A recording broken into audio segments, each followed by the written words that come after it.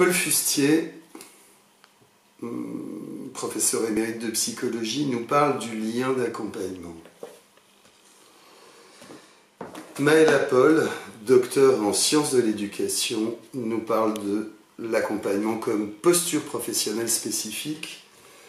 C'est précisément sur cette question de l'accompagnement que je démarre cette vidéo, qui en appellera très certainement d'autres petites vidéos par la suite. L'accompagnement. L'accompagnement concerne globalement le domaine du travail social et le domaine du soin. On parlera de l'accompagnement de patients dans le cadre de leur éducation thérapeutique. On parlera de l'accompagnement de personnes en souffrance, en difficulté, en insertion, en réinsertion. On parlera dans l'insertion socio-professionnelle du côté des missions locales, des MLI, d'accompagnement de jeunes, d'adolescents. Bref, l'accompagnement baigne dans cet univers qui est celui du soin, du travail social, du médico-social ou de l'insertion. Alors, je choisis une définition parmi plusieurs, notre définition de Maëla Paul, dans ce bouquin que je vous présentais tout à l'heure. Pour elle, l'accompagnement a deux dimensions. Et ces deux dimensions sont d'un côté le contrat. On est du côté de l'institué, du rapport, des rôles, de la morale, des règles. Et de l'autre côté, deuxième dimension de l'accompagnement, c'est la dimension du lien. Et cette fois-ci, on est du côté de la parole, on est du côté des affinités, de l'amitié, du lien, de ce qu'elle appelle l'instituant, pour le coup. Et si on écoute Maëla Paul, la confiance notamment de la personne accompagnée, mais la confiance entre les deux acteurs apparaît comme à la fois instituée par le contrat et produite par le lien. Deux dimensions importantes pour parler d'accompagnement. Alors je vais évoquer sur cette question d'accompagnement beaucoup de petites idées, comme elles viennent et pas forcément dans un ordre extrêmement logique. On pensera au guide de haute montagne, et c'est là qui accompagne un groupe d'alpinistes, de clients, et c'est un des modes de l'accompagnement. On comprend bien que là, il s'agit de les guider, évidemment. On peut penser aussi à l'accompagnement pas à pas de deux personnes qui sont en amitié. Mais je vais t'accompagner, je fais un bout de chemin avec toi. Deuxième sens de ce terme d'accompagnement.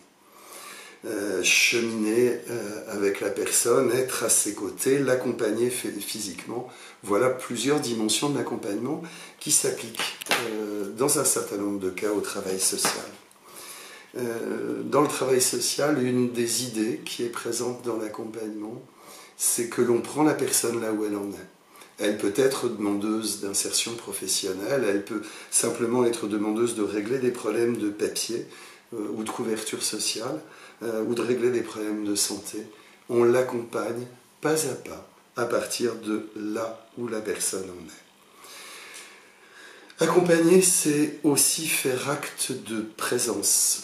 Et je crois qu'il faut l'entendre dans tous les sens du terme. Cette présence, elle peut être physique, comme dans le cas de notre guide ou de cette personne qui accompagne pas à pas au bord de la route.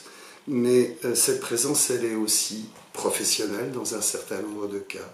Elle est psychologique aussi, en face de personnes qui sont en difficulté, en souffrance, qui ont mal ou qui sont dans du mal-être.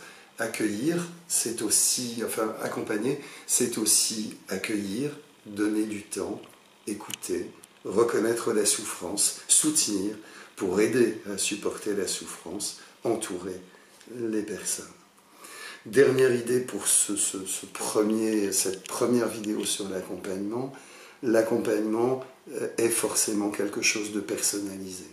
Je ne peux pas accompagner deux personnes de la même façon parce qu'elles sont par définition différentes, que leur demande est différente et que les interactions que je vais avoir avec chacune vont conditionner la forme que prend l'accompagnement.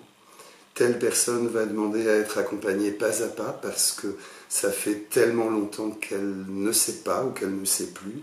Peut-être n'a-t-elle jamais su, alors que telle autre est tout à fait autonome et n'a besoin que d'un petit coup de pouce à un moment donné pour avancer. Bref, l'accompagnement est multiforme et dans les vidéos qui suivront, je m'intéresserai à des dimensions beaucoup plus précises autour de choses qui ont à voir avec l'accompagnement, avec la relation d'aide, avec la distance, avec l'estime de soi. Bref, tout ça, ça sera pour de prochaines vidéos.